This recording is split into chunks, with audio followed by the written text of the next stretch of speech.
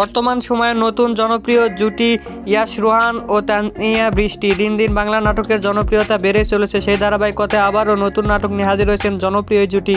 নাটকটির নাম reflection of love. নাটকটিতে অভিনয় করেছেন বর্তমান সময়ের আলোচিত অভিনেতা ইয়াশ রোহান ও আলোচিত অভিনেত্রী তানিয়া বৃষ্টি। নাটকটি রচনা ও পরিচালনা করেন হাসান রেজাউল। নাটকটি খুব শীঘ্রই হিয়া এন্টারটেইনমেন্টের ইউটিউব চ্যানেলে প্রকাশিত হবে। আপনারা দেখতে চাইলে অবশ্যই হিয়া এন্টারটেইনমেন্টের ইউটিউব চ্যানেলে চোখ রাখুন।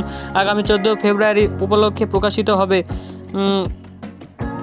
নতুন নতুন নাটকের আপডেট পেতে হলে অবশ্যই চ্যানেলটিকে সাবস্ক্রাইব করে রাখুন। পরবর্তী ভিডিওর জন্য অপেক্ষা করুন।